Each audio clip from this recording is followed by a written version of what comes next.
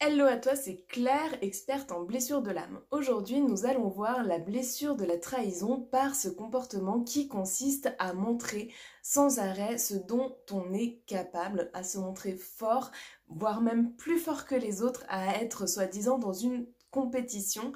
Si toi-même tu es comme ça ou si tu penses à quelqu'un lorsque je dis ça, cette vidéo va t'intéresser parce que nous allons voir en fin de vidéo comment enrayer ce comportement. Si ce n'est pas déjà fait, je t'invite à t'abonner à ma chaîne et on se retrouve tout de suite pour la vidéo.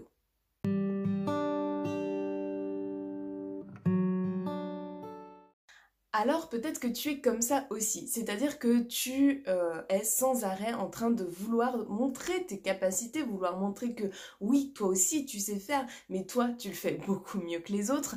Et du coup, ça c'est la blessure de la trahison. Je vais t'expliquer tout de suite pourquoi. Je vais déjà te donner un exemple. Tu prends un nouveau travail et là, ton boss te dit, oui, donc j'avais quelqu'un avant pour faire ça, elle le faisait magnifiquement bien. C'était une personne que j'aimais beaucoup, mais voilà, elle est partie parce que elle a déménagé, elle a changé de région et du coup, bah voilà, je vous ai pris vous et j'espère que vous serez aussi en capacité de le faire. Et dans ta tête, tu as cette voix qui te dit, attention mon grand, tu vas voir ce dont je suis capable. Et du coup, tu as ce sentiment de fierté et de force en te disant ah, je vais tout déchirer, bien sûr que je vais savoir le faire.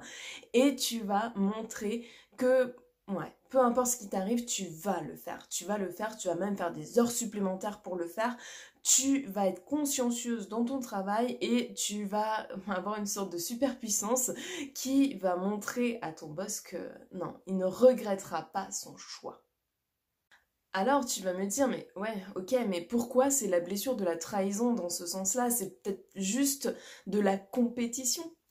Alors pourquoi c'est de la blessure de trahison? Tout simplement parce que là, c'est une blessure, oui, parce que tu es en train de faire tout pour te valoriser, te montrer que tu es fort et que toi, tu peux tout faire, que toi, tu sais tout faire et que tu es meilleur que les autres. Alors en quoi c'est pas de la compétition? Parce que déjà, dans un premier temps, dans cet exemple-là, tu auras remarqué qu'il n'y a que toi. En fait, il n'y a pas de compétition avec quelqu'un d'autre ou quelqu'un qui est déjà plus là, qui est parti. Et du coup, c'est comme faire la course tout seul en te disant je vais améliorer un score alors que voilà, la personne qui me regarde finalement c'est un spectateur. Pourquoi faire? Pourquoi avoir ce genre de compétition, tu vois? La compétition, tu n'as rien à gagner ici. Tu as juste un poste à pourvoir, tu as juste à être bien dans ton poste et tu as juste à faire le travail qu'on te demande. On te demande pas d'être meilleur que les autres, on te demande juste de faire ton travail. Et ton boss te remerciera pour le travail que tu fournis, tout simplement. La compétition, ça va être vraiment dans un sens particulier. Vous êtes deux et à la fin, il n'en restera qu'un.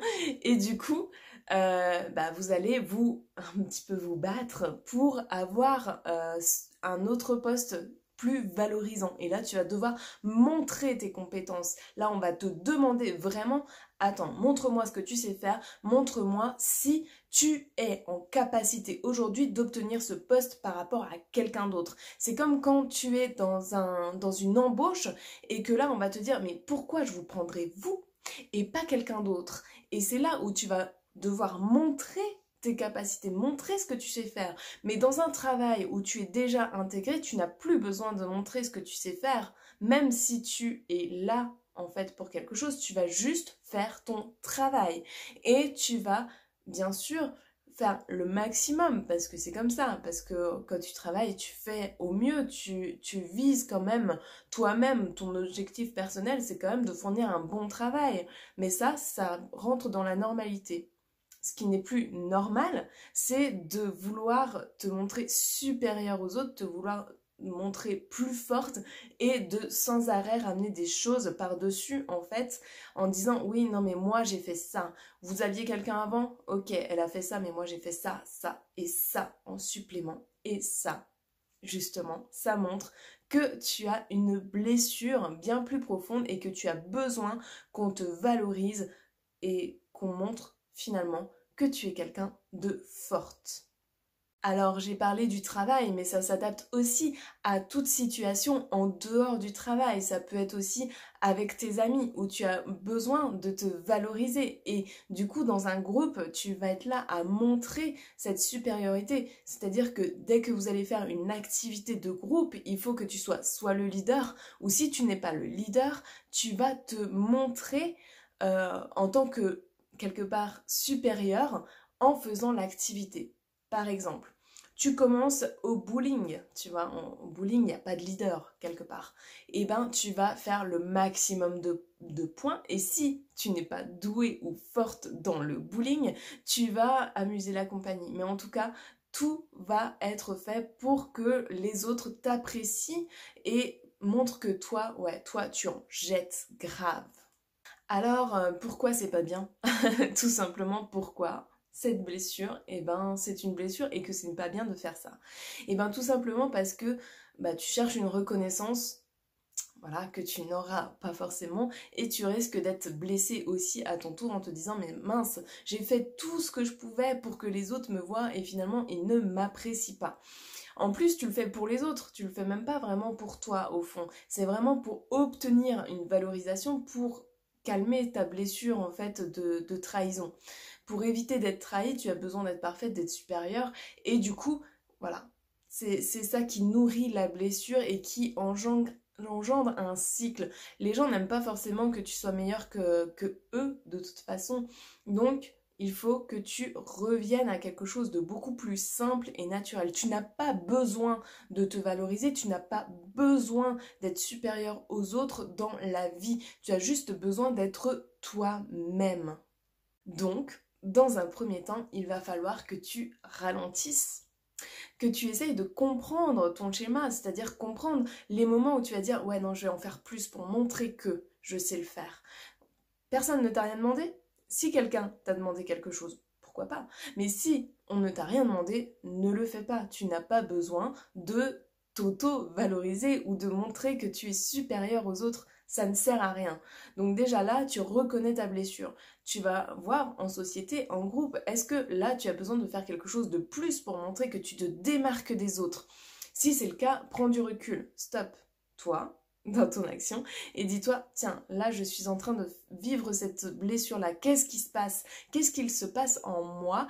Et si je ne le fais pas, qu'est-ce qui va se passer? Est-ce que je vais me sentir seule? Est-ce que je vais me sentir abandonnée par les autres?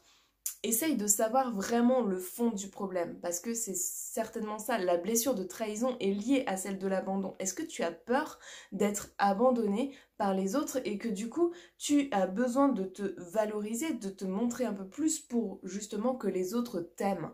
Sauf que les autres ne t'aiment pas pour ce côté-là, ils t'aiment pour bien d'autres choses, mais pas forcément pour le côté je suis supérieur à toi. Qui aimerait finalement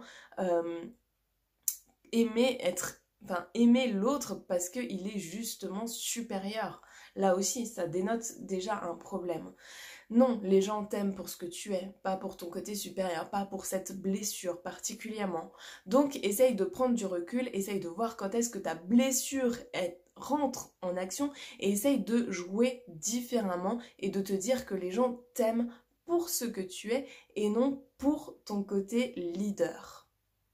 Et enfin, essaye d'avoir cet esprit de compétition avec toi-même. Essaye de savoir justement si tu fais les choses pour être valorisé des autres ou si tu fais les choses pour toi.